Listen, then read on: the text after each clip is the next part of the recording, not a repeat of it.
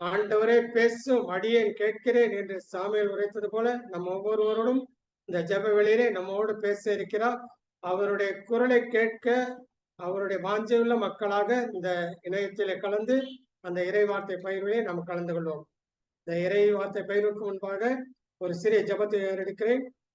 அனைவரும் கண்களை மூடி ஒரு நிமிடம் கண்களை மூடி அந்த இறை பிரசன்னத்திலே நம்மை நாமே ஒப்புக் கொடுப்போம். சரண்டர் பண்ணுவோம். தந்தை மகன் தூய ஆவியாரின் பெயராலே ஆமேன். அன்பும் இரக்கம் நிறைந்த ஆண்டவரே, இந்த அருமையான வேலைக்கு நன்றியோடு துதிக்கிறோம்.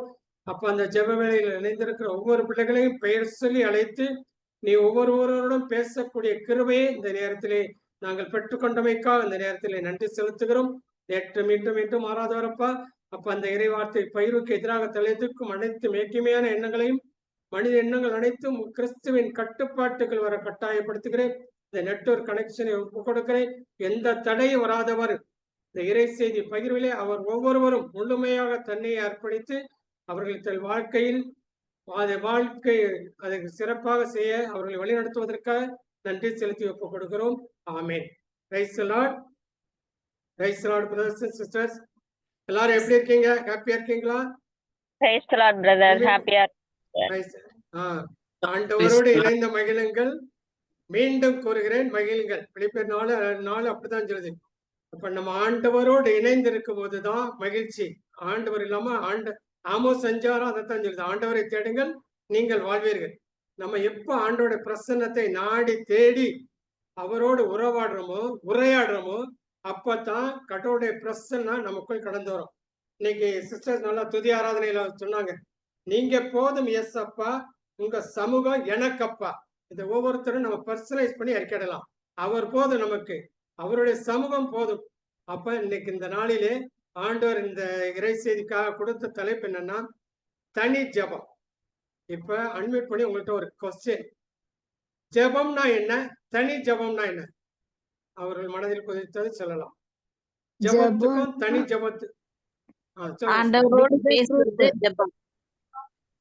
தனி ஜெபம்னா ஆண்டவரோடு டைம் ஸ்பெண்ட் பண்றது கடவுளோட. கடவுளோட தான் பேசுறோம். தனியா எங்க 2-3 பேர் என் பேரையும் போட்டு கொண்டிருக்கிறோம் அங்க அவர்களே உறுதியா நான் இருக்கேன்னு ப்ராமிஸ் கொடுத்திருக்காரு. அப்ப ஜெபத்துக்கும் தனி ஜெபத்துக்கும் ஒரு வித்தியாசம் இருக்கு. என்னன்னு தெரியணும். தனி ஜெபம்னா தனியா நம்ம பர்சனலா உட்கார்ந்து பிரேயர் பண்றது தனி ஜெபம். ஜெபம் மீன்ஸ் வித் த குரூப் எல்லாரும் இணைந்து பிரேயர் பண்றது. ஆனா அப்படித்தான் நிறைய நாள் நினைச்சுக்கிட்டு இருந்தேன். தனியா உட்காந்துருந்தா தனியா ஜெபம், கூடுகையில உட்காந்துருந்தா அது கூட்ட ஜெபம் அப்படின்னு தான் நினைச்சுக்கிட்டு இருந்தேன். ஆனா அந்த இறைவார்த்தை பகிர்வுக்கு அதை ப்ரிப்பேர் பண்ணுவதுதான் அதனுடைய முக்கியத்துவத்தை ஆண்டவர் வெளிப்படுத்தினார். ஆமென். ஹோலி ஸ்பிரிட் வெளிப்படுத்தினார். இப்போ ஜெபம்னா என்னன்னா, ஜெபம் என்பது கடவுளுடைய பேசக்கூடிய புனிதமான நேரம். ஓகேயா? எல்லாருக்கும் அக்செப்ட் பண்றீங்களா? கடவுளுடைய பேசக்கூடிய ஒரு புனிதமான நேரம். தனி ஜெபம் ஆங்கிலத்துல பர்சனல் பிரேயர் அப்படிங்கிறாங்க. அப்படின்னா என்னன்னா, தன் மனதையும் இதயத்தையும் முழுமையாக கடவுளிடம் திறந்து வைக்கும் நேரம். நம்முடைய ஸ்பிரிட், சோல், இந்த ஹார்ட் எல்லாத்தையும் கடவுளுடைய திறந்து வைக்கிற நேரம் தான் இந்த தனி ஜெபம் என்று அதுக்கு ஒரு டெஃபினேஷன் சொல்றாங்க. அதாவது நம்மையும் நம்முடைய வாழ்வையும் கடவுளிடம் நேராக பேசும் ஒரு தனி உரையாடல், பர்சனல் கான்டாக்ட். கடவுளோட நெருக்கத்தில் இருக்கும்போது தான் அந்த உறவை நம்ம ருசிக்க முடியும். இதைத்தான் 1 கொரிந்தியர் 6:17 என்ன சொல்றதுன்னா, ஆண்டவரோடு சேர்ந்திருப்பவர் அவருடன் உள்ளத்தால் ஒன்றித்திருக்கிறார். ஆமென். அப்ப கடவுள் நம்முடைய உள்ளத்திலே ஒன்றித்திருக்கிறார் அப்படிங்கிற உண்மையை நம்ம உணரும் போதுதான் இந்த தனி ஜெபத்துடைய மகிமையும் ஆட்சியுமே நம்ம தெரிய முடியும். அதனால இந்த ஜெப வேளையில தனி ஜெபம்னா என்ன, தனி ஜெபம் குறித்து விவிலியம் என்ன சொல்லுது, இயேசுவின் தனி ஜெபத்தினுடைய ஆழம் ஒரு 5 நிகழ்வு மூலம் எடுத்து காட்டப்படுது. தனி ஜெபத்தினால் கிடைக்கும் ஆவிக்குரிய ஆசிகள் என்று ஒரு 8 ஆசிகளை ஆண்டவர் தாமே இந்த நாளில் உங்களோடு பகிர்ந்து கொள்ள விரும்புகிறார். இப்போ கடந்து செல்வோம். தனி ஜெபத்துக்கும் உள்ள ஒரு முக்கியமான வித்தியாசம் என்னன்னா, ஜெபம் குடும்பமாக, கூட்டமாக, ஆலயத்திலோ பொது இடங்களிலோ ஜெபிக்கிற ஜெபம். தனி ஜெபம் தனிமையான அமைதியான இடம், எந்த சத்த சந்தடி இல்லாமல் அமைதியா இருக்கப்படும். இது ஜெபத்துல நம்ம பொதுவான தேவைகளுக்காக மற்றவர்கள் பரிந்துரைக்காக நம்ம ஜெபிப்போம். தனி ஜெபத்துல நம்முடைய ஆன்மீக வளர்ச்சி, ஸ்பிரிச்சுவல் growth, ஆன்மீகத்துல வளரணும். 22 வருஷத்துக்கு முன்னாடி இந்த மினிஸ்ட்ரியில ஜாயின் பண்ணிருக்கோம். இன்னைக்கும் நம்ம அப்படி இருக்காம ஆன்மீகத்துல வளரணும். அந்த ஆன்மீக வளர்ச்சி தனி ஜெபத்துல தான் நமக்கு கிடைக்கும். கில்பர்ட் பிரதர் அடிக்கடி சொல்லுவாங்க, உங்களோட ஸ்பிரிச்சுவல் growthக்கு தனி ஜெபம் முக்கியம், தனி ஜெபம் முக்கியம்னாங்க. தஞ்சையார் ஆரோக்கியசாமி கூட கொஞ்ச நாள் முன்னாடி கேட்டாங்க, பிரதர் அடிக்கடி சொல்றாங்க பிரதர் எனக்கு சரியா புரியலைன்னாங்க. அப்ப எனக்கும் சரியா புரியல. அப்புறம் தான் அந்த பிரதர் கொடுத்த ஒரு மெசேஜ், இந்த தனி ஜெபத்தினுடைய இம்பார்ட்டன்ஸ் அதை தியானிக்கும் பொழுதுதான் இந்த இறைசெய்தி கொடுக்க வேண்டும் என்று இந்த நாளிலே கொடுத்தாரு. ஏன்னா நமக்கு வர்ற ப்ரேயர் ரிக்வஸ்ட் இன்டென்ஷன் எல்லாம் நாங்க இறைவார்த்தை அறிக்கையிடுறோம், தினசரி கோயிலுக்கு போறோம், ஜெபிக்கிறோம், திருப்பலி ஒப்பு கொடுக்கிறோம், எல்லா பக்தி முயற்சிகளும் சூப்பரா பண்ணிட்டு இருக்கோம். ஆனா எனக்கு கடன் பிரச்சனை, நோயில் பிரச்சனை, நோய் வந்த உடனே கடவுளை விட்டு விலகி போடுறோம் அப்படின்னு கவலையோடு கண்ணீரோடும் நமக்கு ஏறெடுக்கிறாங்க. அதற்கு கடவுள் இன்னைக்கு இந்த நாள்ல சொல்ற செய்தின்னா, அவங்க ஸ்பிரிச்சுவல் தனி ஜபத்துல இன்னும் ஆளப்படவில்லை. அப்ப அந்த தனி ஜபத்தில் ஆளப்படும் போது கடவுள் நம்மோடு இருக்கிறார். திருப்பாடல் 23 அதான் சொல்லுது, நீர் என்னோடு இருப்பதால் எத்தெங்கிற்கு மஞ்சிலே. இது எத்தனை பேர் இன்னைக்கு நம்ம உணர்வுபூர்வமா சொல்ல முடியும்? ஜீசஸ் என்கிட்ட இருக்காரு, அதனால நான் எதை குறிச்சும் பயப்பட மாட்டேன். நோய்கள் வரலாம், துன்பங்கள் வரலாம், கஷ்டங்கள் வரலாம், ஆனாலும் அவர் நம்மோடு இருக்கிறார், எண்ணிட்டு இருக்கிறார், அஞ்சாதே கலங்காதே ஒவ்வொரு நாளும் நம்ம திடப்படுத்திக்கிட்டு இருக்கிறார். இந்த வார்த்தையின் வெளிச்சத்துல உணரக்கூடிய கிருபை இந்த தனி ஜபத்துல நம்ம வளரும் போதுதான் கிடைக்கும். குழு ஜபம், பொதுவா ஜபம்னா அது குழுவின் குரலா இருக்கும். தனி ஜபங்கிறது இதயத்தின் குரலா இருக்கும். இது ஒரு குடும்ப ஜபம். கடவுளுடன் செலவிடுதல் ரொம்ப ரொம்ப முக்கியம். லூக்கா நற்செய்தி அதிகாரம் 6 இறைவார்த்தை 12 என்ன சொல்றதுன்னா, அந்நாட்களில் அவர் வேண்டுவதற்காக ஒரு மலைக்கு போனார். அங்கு கடவுளிடம் வேண்டுதல் செய்வதில் இரவெல்லாம் செலவிட்டார். கடவுளிடம் வேண்டுதல் செய்வதில் இரவெல்லாம் செலவிட்டார். ஜீசஸ் எதுக்கு இரவு முழுவதும் ஜெபிக்கணும்? அவர் இறைமகன் தானே, அவர் வல்லமை, அதிசய அற்புதங்களை நிகழ்த்தியிருக்கார். ஆனா அவர் ஒவ்வொரு நாளும் ஒவ்வொரு அற்புதம் அடையாளம் நிகழ்த்துறதுக்கு நன்றி சொல்றாரு. இந்த ஜபத்துல இரவெல்லாம் கண் விழித்து ஜபிக்கிறார். ஏன்னா அப்பதான் நம்மளுடைய கடவுளோடு பேசக்கூடிய கிருபை நமக்கு கிடைக்கும். நான் எதுக்காக கடவுள்கிட்ட ஜபிக்க வேண்டும், எதுக்காக கடவுளுடன் செலவிட வேண்டும்? இந்த வசன பிரகாரம் கடவுளுடன் செலவிடும் சொல்லுது. எதுக்காக கடவுளுடன் செலவிடணும்? அதுக்கு என்னன்னா, அவர் அன்பு செய்வதில் கடவுளுக்குத்தான் முதலிடம். அவர் அன்பின் மகத்துவம் ஆனவர். அவர் தன்னுடைய அந்த அன்பின் வெளிப்பாடாதான் தன் சொந்த மகனையே நமக்கு அளிக்கும் அளவிற்கு உலகின் மேல் அன்பு கொண்டார். ஆமென். சொந்த மகனையே நமக்காக நாம நலமுடனும் நற்சுகத்துடன் இருக்க வேண்டும் என்பதற்காகத்தான் சொந்த மகனையே, அந்த அன்பின் வெளிப்பாடுதான் அவர் கொடுத்தார். இதே இது 1 கொரிந்தியர் 13 அதிகாரம் 4 முதல் 7 வரை உள்ள வசனங்களை வாசித்து பார்த்தாலே தெரியும். அன்பின் மகத்துவங்களை அவ்வளவு அழகழகா அடுக்கிருக்கப்பட்டது. அன்பு போர்மை உள்ளது, நன்மை செய்யும், அப்படின்னு நிறைய ஒரு 15 சிந்தனைகள் நமக்கு கொடுக்கப்படுகிறது.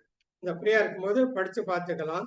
அப்ப நம்ம இதனுடைய முக்கியத்துவம் என்னன்னா, நம்ம கடவுளின் குரலை கேட்க வேண்டும். அப்ப இதனால வரைக்கும் நம்ம கேட்கலையான்னா அது நம்ம இன்னமே சீர்தூக்கி பார்க்கணும்.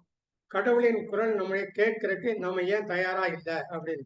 இதைத்தான் யோவான் நற்செய்தி அதிகாரம் 10 உயிருள்ள இறைவார்த்தை 27 என்ன சொல்லுதுன்னா, என் ஆடுகள் எனது குரலுக்கு செவிசாய்க்கின்றன, எனக்கும் அவற்றை தெரியும், அவையும் என்னை பின்தொடர்கின்றன. ஆமென். என் ஆடுகள் எனது குரலுக்கு செவிசாய்க்கின்றன, எனக்கும் அவற்றை தெரியும், அவையும் என்னை பின்தொடர்கின்றன. நல்ல ஒரு அருமையான வசனம். நாம அந்த ஆயனின் குரலுக்கு, நல்லாயன இயேசுவின் குரலுக்கு செவி மடுக்கிறோமா? இந்த நாளையில நம்ம சிந்திப்போம். அவர் ஒவ்வொரு நேரம் இருக்கிற விரித்தவரா, இதயத்தை திறந்தவரா, வா அன்பு மகனேன்னு நம்மளை அன்போடு அழைக்கிறார். எத்தனை பேர் அவருடைய குரலுக்கு செவி மடுக்கிறோம்? அப்ப கடவுளின் குரல் நம்ம கேட்க முடியலன்னா அதுக்கு 2 காரணங்கள், மெயினான காரணங்கள். என்னவா இருக்கலாம்? யாராவது தெரிஞ்சவங்க சொல்லலாம். கடவுளின் குரல் கேட்க முடியாதவாறு தடுக்கின்ற சக்தியில் என்ன? செவிட்டாடு. ஒண்ணு செவிட்டாடு, இன்னொன்னு கடவுளை விட்டு வெகு தூரத்துல இருப்போம். அந்த குரல் கேட்க முடியாத அளவுக்கு தூரத்துல போய்விடுறோம். அந்த இளைய மைந்தன் அப்படித்தான் போனான், அப்பாவை விட்டு வெகு தூரத்துக்கு சென்று விட்டான். அதே மாதிரி நம்ம பல நேரங்களில் ஏன்னா இங்குள்ள சூழ்நிலை நமக்கு நெருக்குது. சாத்தானுடைய மெயின் டார்கெட்டே தான் கடவுளோட நேரம் செலவிட விடாம நம்மளை தடுத்து அழகான நந்தகார சக்தியில நம்ம கொடுக்கும்போது நம்ம அதுல மயங்கி நம்ம கடவுளை விட்டு தூர போய் விடுகிறோம். கடவுள் 24 மணி நேரம் நம்மோடு செலவிட்டு கொண்டே இருக்கிறார். இதை புரிஞ்சு கொள்ளணும்னா நம்ம வீட்டுல எல்லார் வீட்லயும் ரேடியோ டிவி எல்லாம் வச்சிருக்கோம். ஒவ்வொரு ப்ரோக்ராமும் 24 ஹவர்ஸும் ப்ரோக்ராம் நடந்து கொண்டேதான் இருக்கு. அப்ப நம்ம எந்த ப்ரோக்ராம் டியூன் பண்றோமோ அந்த சேனலை நம்ம பார்க்க முடியும். ரேடியோவில் பழைய காலத்து ரேடியோல நம்ம டியூனிங்னே ஒன்று உண்டு. கரெக்டா அந்த ஃப்ரீக்வன்சிக்கு டியூன் பண்ணாதான் அந்த குரல் கேட்கும். அப்ப அந்த குரலை கேட்கணும்னா அந்த ஃப்ரீக்வன்சிக்கு போகணும். அப்ப கடவுள் நமக்கு 24 ஹவர்ஸ் பேசிக்கொண்டு இருக்கிறார். நம்ம கடவுளோடு பேசணும்னா அவருக்காக அந்த தனி ஜபத்துல நம்மை நாமே சரண்டர் பண்ணி ஒப்பு கொடுக்கும் போது அந்த கடவுளோடு பேசக்கூடிய கிருபையை நமக்கு கொடுத்துக்கிறார். இந்த நாளில தனி ஜபம் குறித்து விவிலியம் என்ன சொல்லுது? விவிலியம் நம்ம எல்லாரும் வாசிக்கிறோம். இந்த தனி ஜபத்தை குறித்து எங்க சொல்லப்படுதுன்னா எடுத்தவங்க வாசிக்கலாம். மத்தேயு நற்செய்தி அதிகாரம் 6 வார்த்தைகள் 6. மத்தேயு 6:6.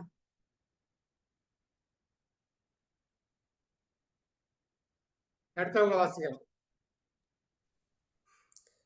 ஆனால் நீங்கள் இறைவனிடம் வேண்டும் பொழுது உங்கள் உள்ளறைக்கு சென்று கதவை அடைத்துக் கொண்டு மறைவாய் உள்ள உங்கள் தந்தையை நோக்கி வேண்டுங்கள். மறைவாய் உள்ளதை காணும் உங்கள் தந்தையும் உங்களுக்கு கைமாறு அளிப்பார்.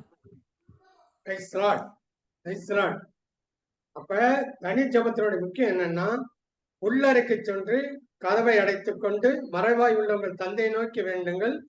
மறைவாய் உள்ளதை காணும் உங்கள் தந்தையும் உங்களுக்கு கைமாறு அளிப்பார்.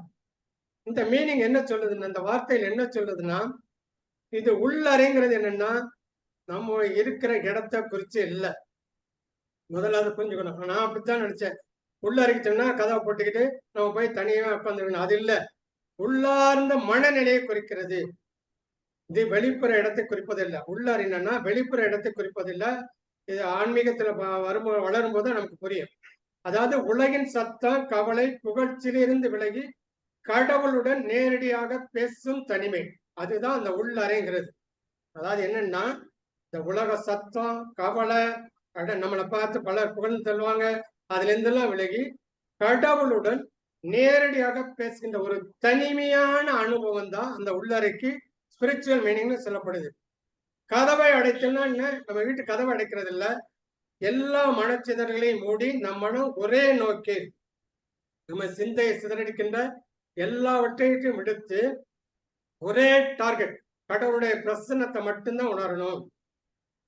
மறைவாய் உள்ள தந்தையை காணும்னா கடவுள் வெளியில இல்ல, நம்ம உள்ளத்துக்குள்ளே இருக்கிறார். இந்த உடல் தங்கும் ஆலயம் சொல்றோம்ல, அப்ப கடவுள் எனக்குள்ள இருக்கிறார், எனக்கு செயலாற்றுகிறார், நம்முடைய இதயத்தின் ஆழத்தை பார்க்கிறார். மறைவா உள்ளதை காணும் தந்தையும் பதிலளிப்பார்னா மறைவான ஜபங்களையும் கண்டு பதிலளிக்கக்கூடிய கிருபை நமக்கு கொடுக்கிறார். அப்ப இந்த இறைவன் தனி ஜபத்தினுடைய ஆழத்தை நம்ம உணர்ந்த நாமும் இயேசுவின் வாழ்க்கையில இது எவ்வாறெல்லாம் செயல்பட்டது, இயேசுடைய வாழ்க்கையில இந்த தனி ஜபம் எப்பெல்லாம் சில நேரத்தை கொடுத்தார் அப்படின்னு ஒரு 5 இறைவார்த்தைகளின் அடிப்படையில உங்களை சிந்திக்க அழைக்கப்படுகிறேன். லூக்கா நற்செய்தி அதிகாரம் 6, 12, 13 வசனங்கள் நான் வாசிக்கிறேன். அந்நாட்களில் அவர் வேண்டுவதற்காக ஒரு மலைக்கு போனார். அங்கு கடவுளிடம் வேண்டுதல் செய்வதில் இரவெல்லாம் செலவிட்டார். விடிந்ததும் அவர் தம் சீடர்களை தம்மிடம் கூப்பிட்டு அவர்களுள் 12 தேர்ந்தெடுத்து அவர்களுக்கு திருத்தூதர் என்று பெயரிட்டார். ஆமென். இந்த இறைவார்த்தை என்ன சொல்லுதுன்னா, சீடர்களை தேர்ந்தெடுக்கிறதுக்காக கடவுள் மலைக்கு போய் வேண்டுதல் செய்வதில் இரவு முழுதும் செலவிட்டு விடிஞ்ச உடனே சீடர்களை கூப்பிட்டு அவர்களை 12 பேரை தேர்ந்தெடுக்கிறார். இந்த சூழ்நிலை நமக்கு எல்லாருக்கும் வரும். ஒரு டெசிஷன் எடுக்க முடியாத சூழ்நிலை. குடும்பத்துல பிரச்சனை, கணவன் மனைவிக்கிற பிரச்சனை, மனைவி கணவனோட பிரச்சனை, பெற்றோர் பிள்ளைகளுடைய பிரச்சனை, உறவில் பிரச்சனை, கடன் பிரச்சனை. அந்த சில நாட்கள் ஒரு சகோதரர் பண்ணிட்டான், கடன்காரன் என்னை ரொம்ப அவதூறா பேசுறான், எத்தனை பிரச்சனை அப்படின்னு ஒவ்வொருத்தரும் சொல்றாங்க. அப்ப இந்த பிரச்சனையில இருந்தெல்லாம் நம்ம விடணும். இதுக்கு ஒரு சொல்யூஷன், ஒரு டெசிஷன் எடுக்கணும்னா ஜீசஸ் செய்து போல இரவெல்லாம் நம்ம கண் விழித்து தனி ஜபத்தில் இருக்க வேண்டும். அதுல ஒரு 4 கான்செப்ட சொல்றாங்க. மலைங்கிறது ஒரு தனிமை, ஒரு அமைதி, ஆவியோடு இணைவு, வேண்டுதல் செய்வதில் இரவெல்லாம் திறனுடன் தந்தையுடன் ஆழமான இரவு. அவரோடு நம்ம நெருக்கமா இருக்க போதுதான் அந்த ஸ்பிரிட்டை நம்ம உணர முடியும். அது விடிஞ்சதும் பன்னிருவரை தேர்ந்தெடுக்கிறார். எதற்காக பன்னிருவரை தேர்ந்தெடுக்கிறார்? அந்த இறையரசை கட்டி எழுப்புவதற்காக. ஜீசஸ் மரித்து 2025 ஆண்டுகளாயும் இன்னைக்கு இந்த ஊழியம், இன்னைக்கு நம்முடைய கிறிஸ்துவம் தலைத்திருக்கிறன்னா என்னன்னா, அந்த சீடர்களை, அந்த திருத்துதரை தேர்ந்தெடுக்கிறதுல அப்புறம் இம்பார்ட்டன்ஸ் கொடுத்து அதுல 12 பேரை சேர்ந்திருக்கிறார். இந்த 12 பேர் எதை குறிக்குன்னா, 12 இஸ்ரவேல் கோத்திரங்களை குறிக்கிறது. 12 சீடர்களை தேர்ந்தெடுத்து புதிய உடன்படிக்கை, புதிய இஸ்ரேலை உருவாக்கினார் என்று சொல்லப்படுகிறது.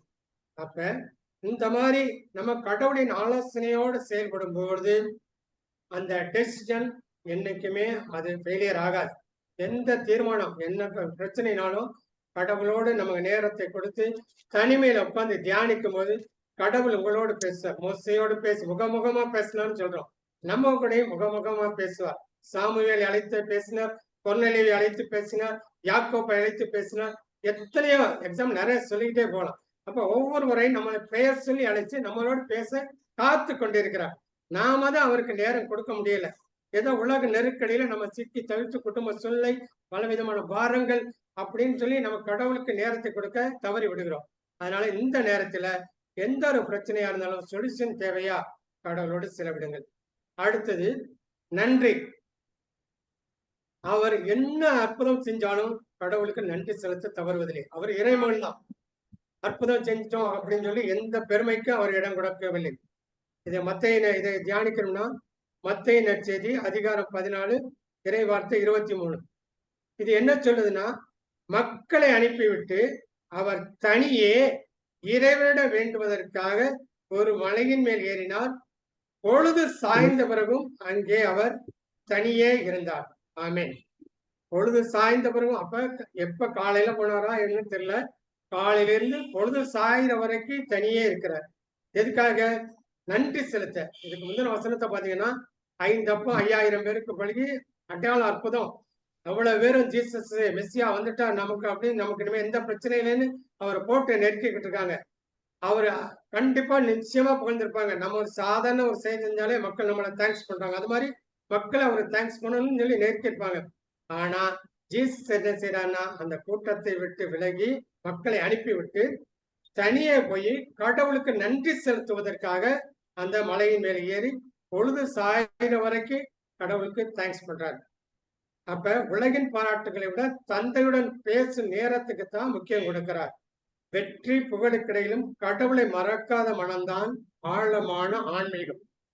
நமக்கு வெற்றி கிடைச்சாலும் புகழ் கிடைச்சாலும் க்ளோரி டு ஜீசஸ் என்னைக்கு நம்ம சொல்றோமோ அதுதான் ஸ்பிரிச்சுவலா ஒரு ஆழமான ஆழம் என்று இந்த இறைவார்த்தை சொல்கிறது. அடுத்ததாக டைம். ஒவ்வொரு நாளும் நம்ம காலையில எழுந்திருக்கிறோம், நம்ம காலை கடமைகள்லாம் முடிக்கிறோம், ஆபீஸ் போறோம், பிசினஸ் பிள்ளைகள் டென்ஷன், பிள்ளைகளை ஸ்கூல் போறோம், எத்தனையோ கடமைகளை செய்யறோம். அந்த முதல் மணி நேரத்தை நாம் இதுவரைக்கும் எத்தனை பேர் கடவுளுக்காக செலவிட்டிருக்கிறோம்? இது அவங்கவுங்க நம்ம உள்ளத்தை தொட்டு பாருங்க. இயேசு இறைமகனாயிருந்தும் அந்த முதல் பொழுது காலை முதல் மணியை கடவுளுக்கு செலவிடுவதில் தான் அவர் நேரத்தை கொடுத்தார். இதுக்கு தியானிக்கிறதுக்கு உண்டான வார்த்தை மார்க்கு நற்செய்தி அதிகாரம் 1 இறை வார்த்தை 35. இயேசு விடியற்காலை கருக்களில் இருந்து தனிமையான ஒரு இடத்துக்கு புறப்பட்டு சென்றார். அங்கு அவர் இறைவனிடம் வேண்டிக் கொண்டிருந்தார். ஆமென். அவரு ஜீசஸ் முதல் மணி நேரத்தை கடவுளுக்கு தான் முதல்ல செலவிட்டார். அதுக்கு பிறகுதான் மற்ற அவர் அடையாளம் அற்புதம். அவர் அந்த 3 ஆண்டு பணிக்காலத்துல எத்தனையோ அடையாளங்கள் அற்புதங்களை நிறுத்தினாரு. அப்ப இதேதான் நீதிமொழி 8:17 சொல்லுதுன்னா, அதிகாலையில் என்னை தேடுகிறவன் கண்டடைவார். நாளின் முதல் மணி கடவுளுக்காக அளிக்கப்படும் போது அந்த நாள் முழுவதும் ஆசீர்வாதமாக நிகழும். ஆமென்.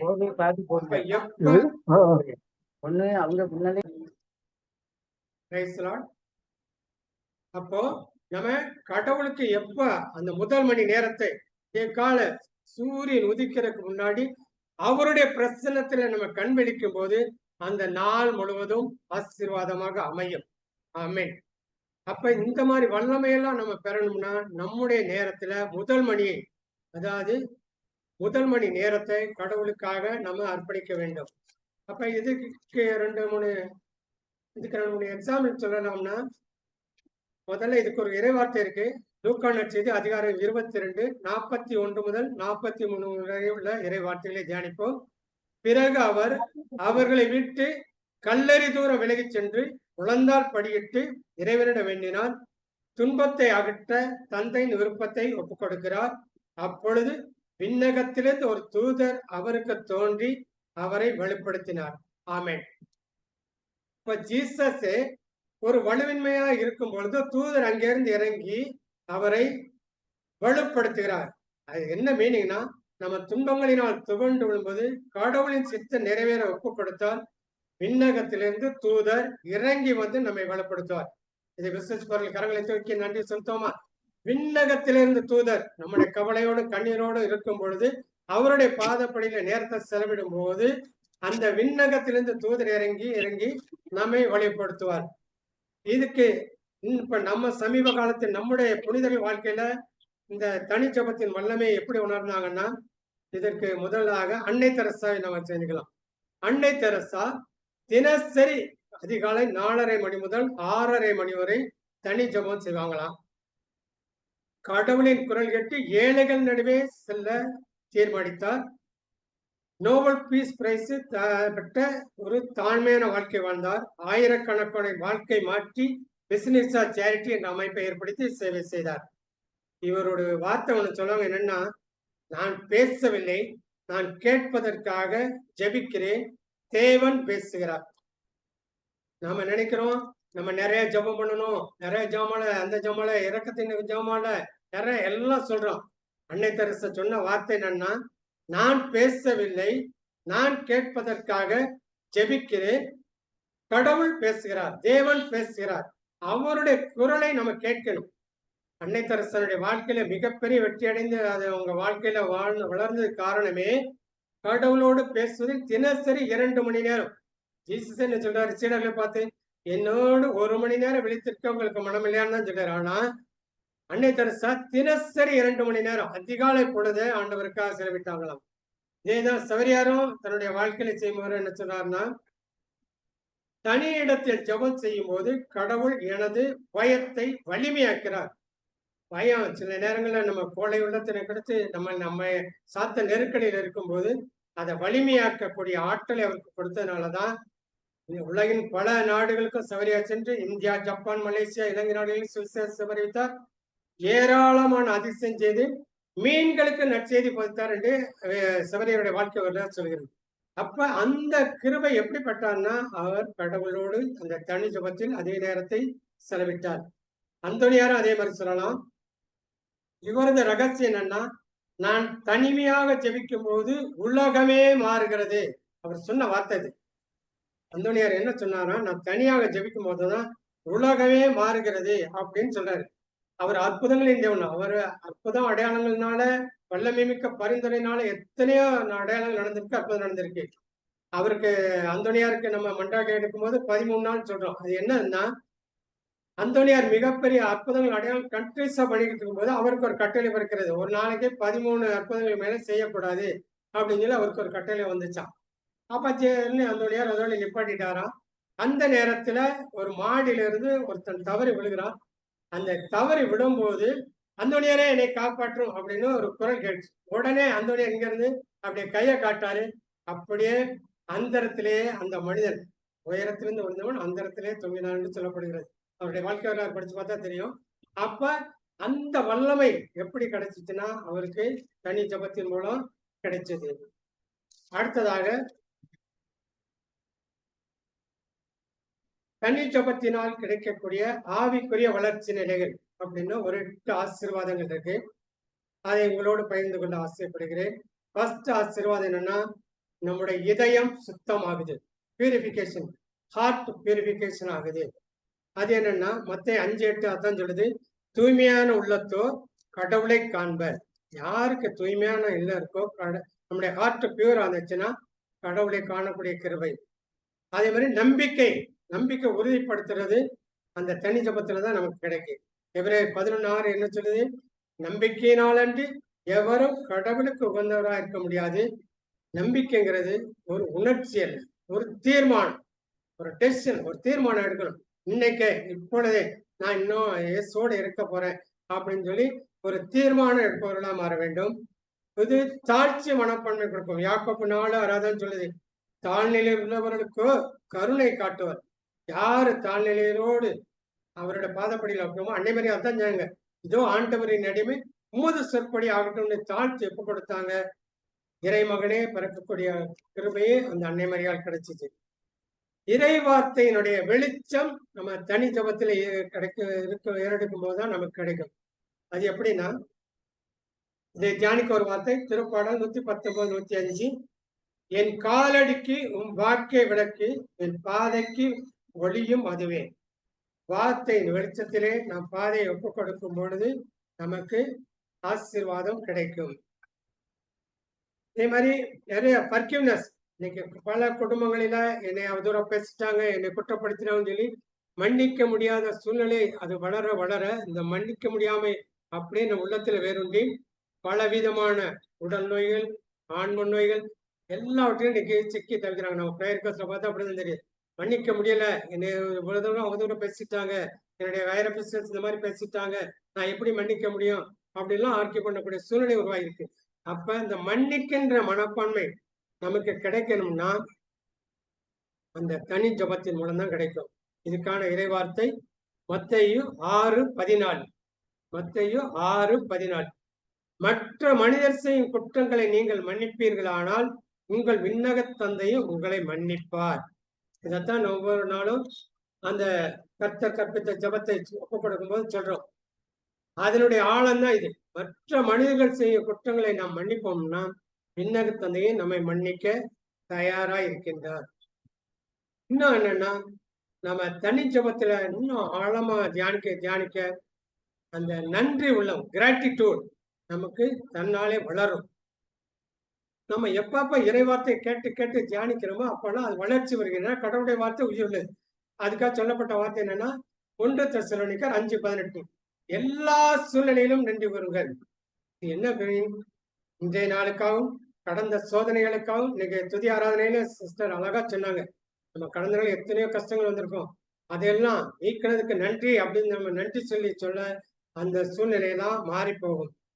அடுத்தது ஒரு முக்கியமானது பரிசுத்தாவின் வழிகாட்டு, ஹோலி ஸ்பிரிட்டுடைய கைடன்ஸ் நமக்கு கிடைக்கும். தனி ஜபத்துல நம்ம கடவுளோடு நேரத்தை செலவிட ஆவியானவர் நம்ம கிட்ட பேசுவார். இதற்கான வார்த்தை என்னன்னா, ரோமர் 8:14 அதைத்தான் சொல்லுது, கடவுளின் ஆவியால் இயக்கப்படுகிறவர்களே கடவுளின் மக்கள். எப்ப கடவுளின் ஆவியானவர் நம்ம செவிமடுத்து வாழ்றோமோ நம்ம கடவுளின் மக்களாகக்கூடிய கிருபையை இந்த நாளிலே கொடுக்கிறார். ஆமென். அப்ப இத்தகைய வல்லமையுள்ள ஆற்றல் அந்த ஜபம், தனி ஜபத்துல நமக்கு ஆண்டவர் இந்த நாளிலே கொடுத்திருக்கிறார். இந்த தனி ஜபத்தினுடைய உச்சம் அப்படின்னா அது மத்தேயு நற்செய்தி அதிகாரம் 26, 39 முதல் 44 வரை உள்ள இறைவார்த்தைகளை தியானிக்கலாம். இதை நம்ம பிறகு டைம் இல்லை, அதனால பிறகு படிச்சு பார்த்துக்கலாம். இதுல என்ன சொல்லப்பட்டிருக்குன்னா, தந்தையின் திருவுளத்துக்கு ஒப்புக்கொடுப்பது. கெத்சமனி தோட்டத்தில் இயேசு ஆண்டவர் திகிலும் மனக்கலக்கும் அடைந்த நிலையில் இயேசு சீடர்களை விட்டு சற்று அப்பால் சென்று முகக்குப்புற விழுந்து, என் தந்தையே, முடிந்தால் இத்துன்பக்கிண்ணம் என்னை விட்டு அகலட்டும், ஆனாலும் என் விருப்பப்படி அல்ல உன் விருப்படியே நிகழட்டும் என்று இறைவனிடம் வேண்டினார். அதாவது பாடுகளை பட போறாரு, கட்டிக்க நொறுக்க போறாரு. அந்த துன்பமான அவரே சொல்றாரு, திகிலும் மனக்கிழக்கும். ஜீசஸ்க்கே அப்படி ஒரு சூழ்நிலை கிடைச்சிருச்சு. இந்த திகிலும் மனக்கிழக்கும் அடைந்த நிலையில அவர் என்ன செய்யறாருன்னா, கூட சீடர்லாம் இருக்காங்க, ஆனா அவர் என்ன செய்யறாரு, கடவுளோடு பேசுறதுக்கு ஒரு தனி இடம் வரும். சற்று அப்பால் சென்று முகம் குப்புற விழுந்து சரண்டர் ஆகிறார், கடவுளுடன் தன்னையே ஒப்புவிக்கிறார்.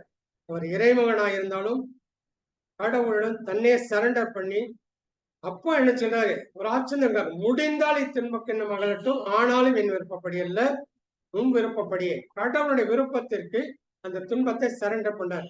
இயேசுனுடைய வாழ்க்கையில நம்ம கற்றுக் கொடுக்கிற பாடம் என்னன்னா, ஜீசஸோட சஃபரிங்க சரண்டர் பண்ணி சாக்ரிஃபைஸ் பண்ணதுனாலதான் அவர் சேக்ரமெண்டாக இன்னைக்கும் மீட்பராக, ஏன்னா உலக முடிவரை என்னாலும் உங்களோடு இருக்கிறேன்னு வாக்கு கொடுத்திருக்காரு.